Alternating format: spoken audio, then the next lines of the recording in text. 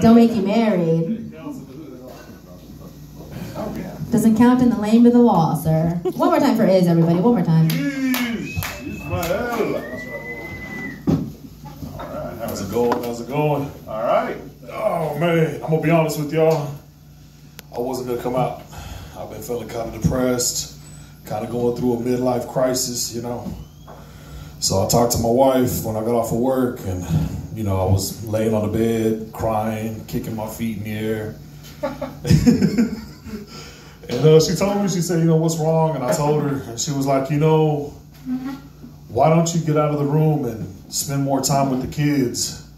And so I said, you know, you're right, babe, we should go to the comedy club.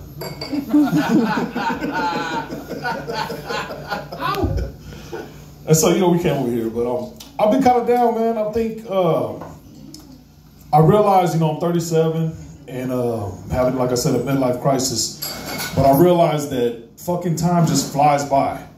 And sometimes you have dreams of things you want to do as a kid and it just doesn't happen, you know, fucking shit happens.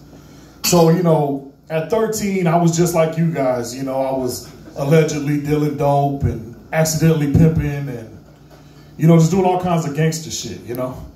And I had big dreams of eventually growing up and joining the mob, you know.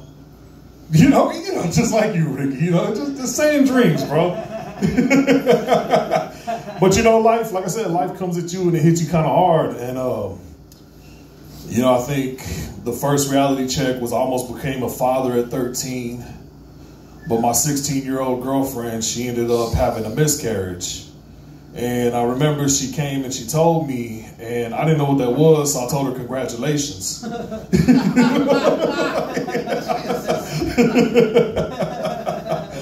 But anyways, you know, like, you know, most people, the first time you sleep with somebody, you kind of fall in love and shit. But I remember the first time I fucked her, I just thought, I wonder if they all feel like this. And I set out to try to find out. I had good goals, bro. But anyway, so, you know, I kind of had my life like that for a while, you know. Like I said, had dreams and goals and aspirations or whatever the hell they say.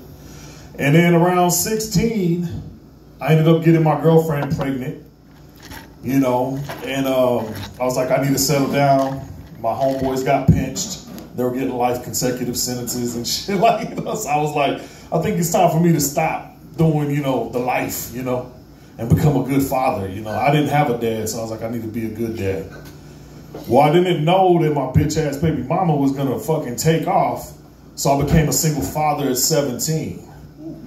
So I ended up having to raise my daughter by myself, which was kind of hard, man. You know, a lot of people ask me, you know, how hard was it raising a little girl by yourself? And I tell them, I think really the hardest thing about being a dude and raising a little girl is breastfeeding. I could never get her to latch on, you know. That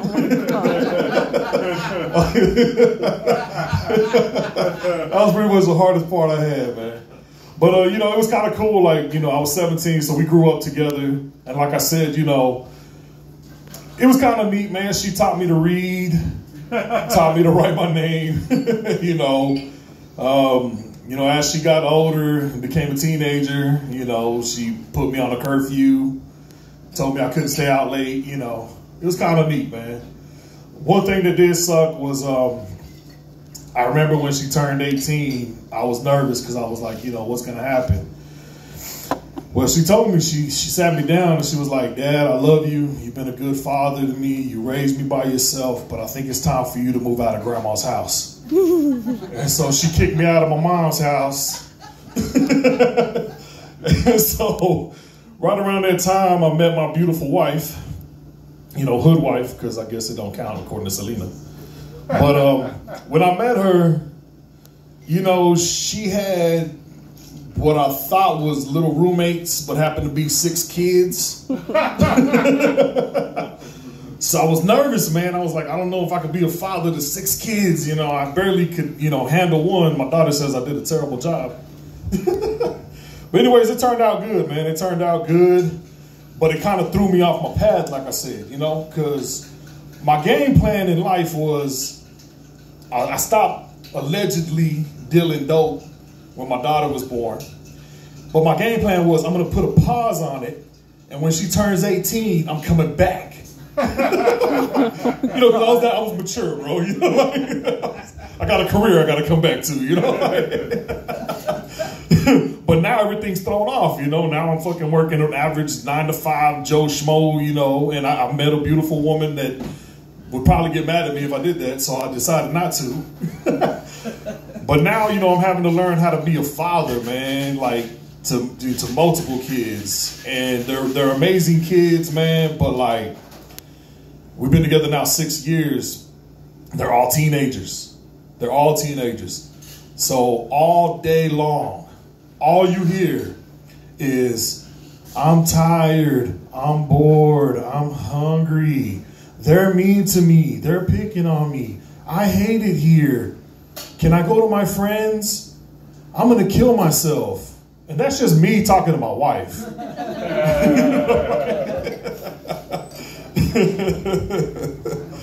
But, you know, I mean, I'm just trying to figure shit out, man. Like I said, you know, I planned a whole different life, and I'm grateful for the life I have now.